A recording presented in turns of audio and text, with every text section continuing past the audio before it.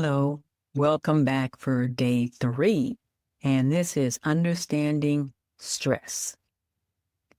One thing that I've not heard anyone talk about before that we're going to spend the next few minutes educating you today about that one particular hormone that might be holding you back from your weight loss. It may be sabotaging you, but we're going to talk about it today. Welcome to day 3 of You Are Unburdened, a 30-day unstress yourself series that I am hosting. My name is Elmira Hinton. I am a health coach. I've been a nurse for over 40 years. I have the podcast Nurse's Notes by Elmira, and I'm here today to talk to you about the hormone that gets triggered every time you say, I'm fine, when you're really falling apart, and why it matters more than most people realize. Let's talk about stress. And more specifically, let's talk about the hormone cortisol, okay?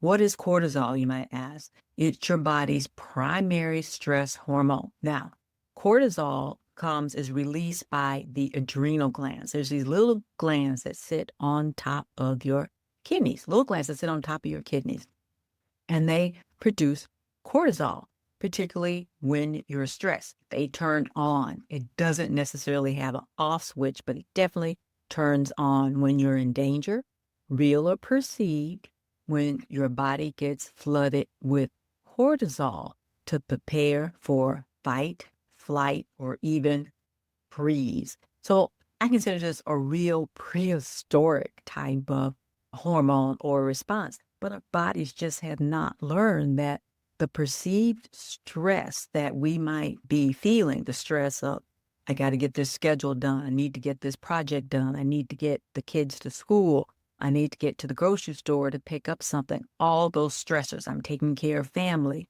I have other projects that I need to finish. Those stressors can flood your body with cortisol, particularly when you never shut down, okay?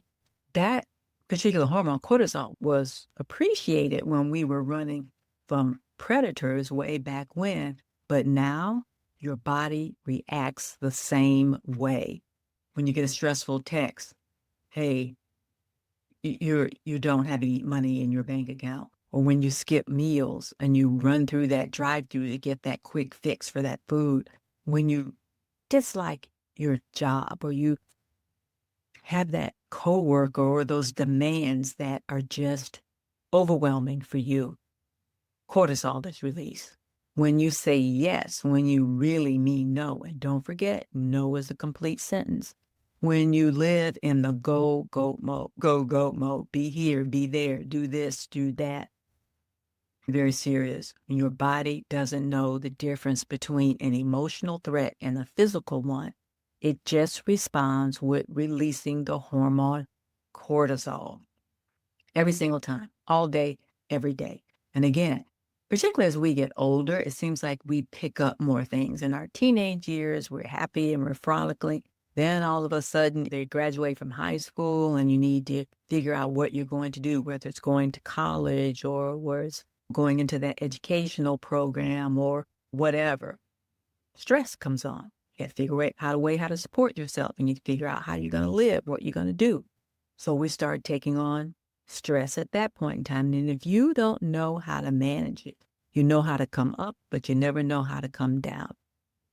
You get a little bit older, your mid-20s, you might have a partner, a spouse, you might be having children. Now you have even more demands. You're trying to get more income. You're trying to buy that perfect house or look for that perfect destination. All of those things, they add up. So what happens when cortisol stays elevated? It starts to work against your health goals, okay? Increased cortisol levels. Remember, that little adrenal that's sitting on top of your kidneys is sitting there cranking out more and more cortisol. You start to store fat around your belly. You have disrupted sleep.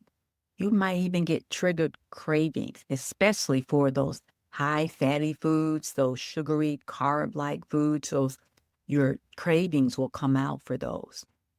Cortisol also slows down your metabolism because if you're in that fight or flight mode, you need to conserve energy. So it slows down the metabolism.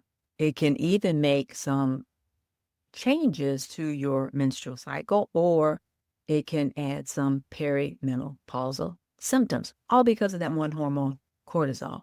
This can lead to burnout and emotional volatility. When I talked previously yesterday about that irritability, that's what I'm talking about, that emotional volatility, just because of high levels of cortisol, because of so many demands, so many challenges, and you're never coming down, never saying no, never taking time out for self-care can lead to burnout and that emotional irritability where you might fly off the handle when you really don't mean to.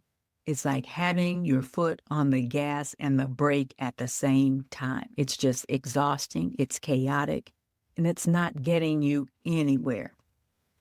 How to try and regulate your cortisol levels naturally.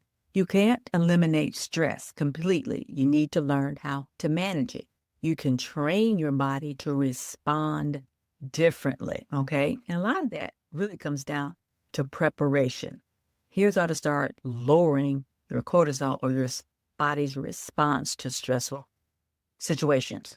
Prioritize sleep. That's number one. Not just rest, or I said the other one, not just sleep, but actually deep rest, intentional stillness, okay? Number two, practice saying no. Remember I said no can be a complete sentence. Set boundaries. You need to protect your energy. There's only so many hours in a day, and there's only so much you can get done in a day because you need to practice your self-care, all right? Need to practice those boundaries. Need to be able to say, no, I can't go out tonight because I've worked all day and I got challenges tomorrow. You need to be able to protect those boundaries. You need that downtime, okay? Eat regularly. Now, this is what preparation is key. Is making it a priority to grocery shop or to get those meals in place or to meal prep so you can have what you need, so you can have regular, nutritious meals. Your body does not like that processed food, okay? It just, what's this modified food starch that you can find in foods? That's not natural. So those unnatural things that our processed foods are packed with, your body doesn't like and puts stress on your body. You don't digest it very well. It just sits out there and causes you stress, okay? Number four, you might want to look at some breath work or some self-hypnosis. That activates the parasympathetic nervous system in your body. Now, the parasympathetic nervous system, let me take you back a little bit, actually develops around 28 weeks when you're in the womb.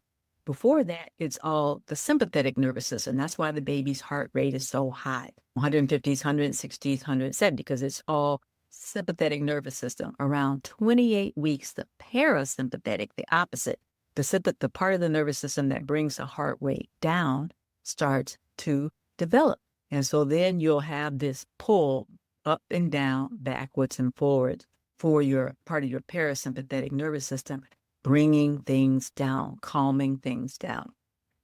That's why that downtime for you can be so important. And that's why I highly recommend developing a meditation practice. And if that's something you're interested in, meditation, breath work, or self-hypnosis, go to my website, www.TheRNHealthCoach.com, and click that book a 15-minute session so we can talk about some of those tools, some of those things that I could work with you in developing.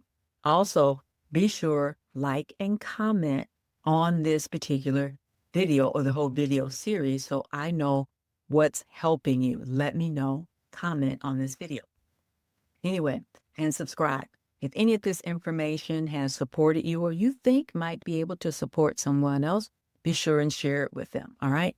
I also have the podcast Nurse's Notes by Elmira that I will also put this series on, so you can listen to this while you're driving instead of trying to sit in front of your computer. All right, number 5, get outside. Get outside and take a walk.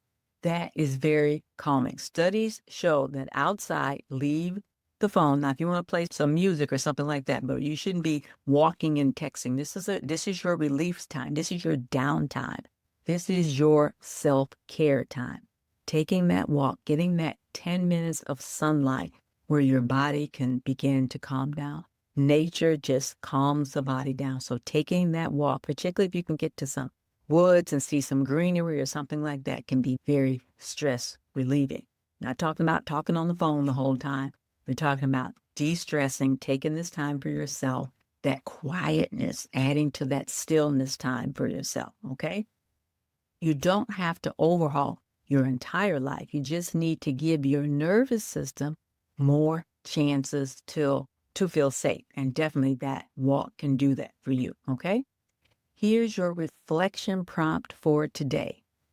When do I feel most stressed? Remember before, I've encouraged you to journal or to use the voice app on your phone to talk these things out or to write these things out in your journal.